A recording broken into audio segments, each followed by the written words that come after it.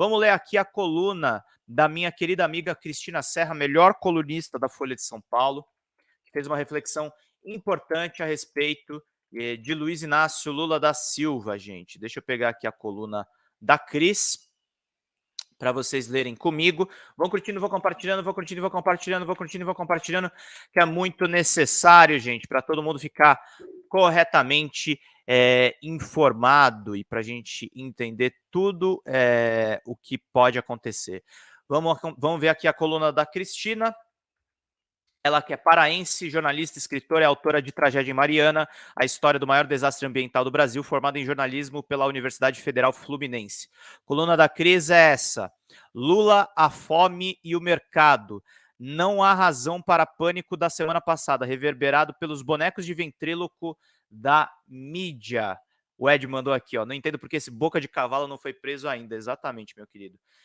Vamos ler aqui a coluna da Cris, que está muito boa. O mercado toma café, almoça e janta, mas ficou todo arrepiado e histérico quando Lula repetiu o que vem falando há décadas, que o combate à fome é a sua prioridade, que é preciso discutir sim o que é gasto, o que é investimento, regra de ouro e outros parâmetros que acabam deixando pouco espaço para incluir o pobre no orçamento público. Lula tem legitimidade para pautar esse debate. Não é um doidivanas. Tem histórico de responsabilidade fiscal em seus 2 mandatos anteriores. A equipe de transição, com Alckmin no comando e a presença de Pércio Arida e André Lara Rezende entre os economistas, também aponta para o equilíbrio entre o controle das contas e as urgências sociais neste terceiro mandato, com 33 milhões de brasileiros de barriga vazia.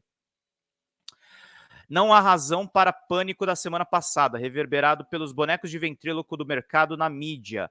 O mercado está tenso, o mercado está nervoso, repetiam os talking heads como num jogral. Já vimos o filme. Talking heads é uma expressão em inglês, tá, gente? Para aquele apresentador tipo o William Bonner, que é um cara geralmente sem opinião própria e que repete a opinião, geralmente, do grupo de comunicação que ele trabalha. Ele não tem uma opinião própria, ele não consegue pensar com a própria cabeça. Eu falo aqui da minha própria cabeça. Eu não sou anti-mercado financeiro. O problema é que essa elite rentista que não cria justamente valor no próprio trabalho. Isso aí é um exemplo de você ter uma opinião própria. E veículos que têm opiniões próprias geralmente não são prestigiados por esse mercado de trabalho. Por isso que a gente é financiado diretamente pelos nossos leitores. Em 2002, o mercado também pressionou para o anúncio do ministro da Fazenda num quadro de muitas fragilidades e dúvidas sobre o que seria a política econômica petista. Lula anunciou Palocci em dezembro, não há por que fazer diferente agora, submetendo-se à chantagem de quem apostou e aposta, ainda, claro, contra ele. Lula terá que compor o seu governo num cenário interno muito mais complexo do que há 20 anos atrás. Sua base de apoio parte de um extenso e contraditório arco de alianças políticas. No Congresso, partidos semelhantes a facções criminosas estão fortalecidos. Bolsonaro deixou um cenário de terra arrasada. Lá fora, há uma guerra de desfecho imprevisível como parte da disputa da hegemonia mundial, e a crise climática impõe a transição para uma economia de baixo carbono que exigirá imensa capacidade de articulação com o setor produtivo. Ao mercado e seus porta-vozes, eu deixo uma dica para acalmar os nervos: chá de camomila ou cidreira, é tiro e queda. Cristina é uma craque aqui do texto, mandou bem, direto ao ponto, contra o terrorismo do mercado financeiro que quer sempre ferrar Luiz Inácio Lula da Silva, o maior líder político que esse país teve, o único presidente que está indo para um terceiro mandato. Douglas Miraforte, bom dia, Pedrinho. Como diria, bem-vindo na luta pela democracia sempre. Todos os democratas estão aqui na Folha Democrata, no Sassarico do Bem-vindo, no DCM, no Intercept, em todos os grandes canais aqui. E pedir para vocês aqui, gente, por favor, mandem superchats. É necessário para a gente manter aqui. R$1 faz toda a diferença. R$5 vocês pagam o meu cafezinho. Vamos ler o texto aqui do nosso economista César Locatelli, mestre em economia política, na Carta Capital, também a respeito dos operadores do mercado, para a gente entender justamente todos esses ataques contra Luiz Inácio Lula da Silva. Vamos ler essa coluna aqui que é bastante interessante. Os operadores do mercado parecem se esquecer da história. Responsabilidade fiscal não pode se dar às custas de fome e da desigualdade. Antes de eu ler o texto, gente, não esqueçam dos superchats. R$1 faz toda a diferença. Vamos ler esse texto aqui do César Locatelli para vocês entenderem direitinho. Vamos lá, gritaria. Nos meios tradicionais de comunicação, que houve quase exclusivamente operadores do mercado financeiro, demanda algumas considerações importantes.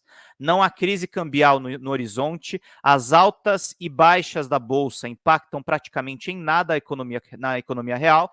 Essa frase aqui é fundamental, tá, gente? Quando bolsa sobe ou desce, pode ser fruto de especulação que nada tem a ver com o mercado real. O mercado real, gente, é o povo que faz poupança, é o povo que vive do salário mínimo, é o povo assalariado como eu e como vocês. Eu não tenho ações em bolsa, não sei como vocês estão, mas a gente não é essa faixa dos investidores que estão na bolsa. Eu cobri bolsa de valores quando eu estava na Exame e é assim mesmo que funciona. Responsabilidade fiscal não pode se dar às custas de fome e de desigualdade. Sem o governo assumir-se como motor do crescimento, continuaremos patinando.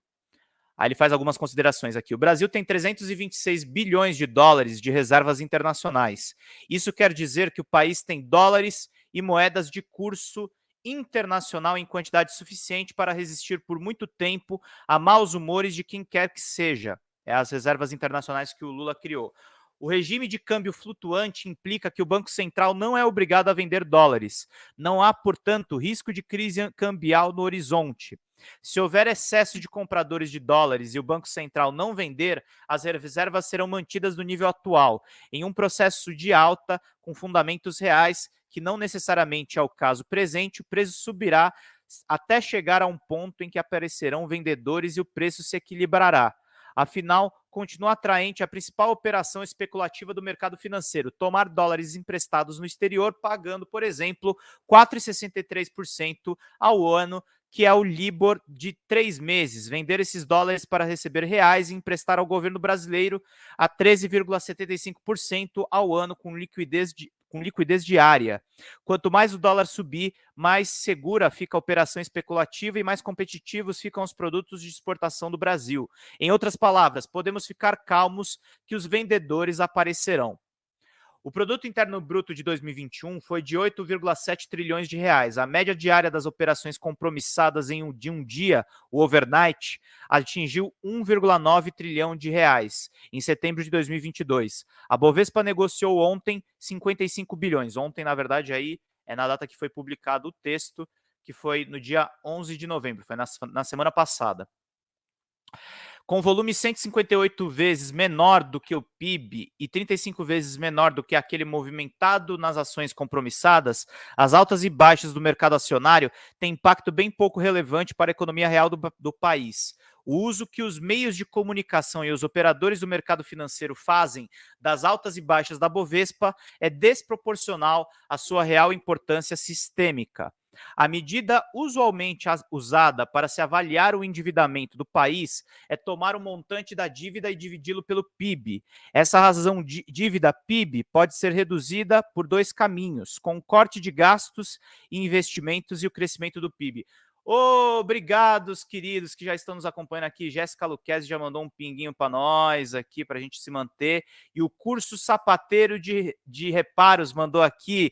Finalmente consegui ver ao vivo. Dê meu abraço para o Carlito e para a Ana Paula. Abraço dado aqui, querido. Aos quase 60 anos, vou fazer jornalismo, futuro colega. Sucesso sempre. Curso Sapateiro, quero que você venha trabalhar na Folha Democrata aqui, querido. Parabéns pela sua opção pelo jornalismo. O jornalismo é uma carreira que a gente sofre muito, mas a gente aprende muito todo dia. Eu, por exemplo, estou lendo esse texto do César Locatelli, já sabia que ele era um cara muito inteligente na discussão econômica e que justamente a gente vai poder vai poder aprender juntos aqui para todo mundo ficar muito bem informado.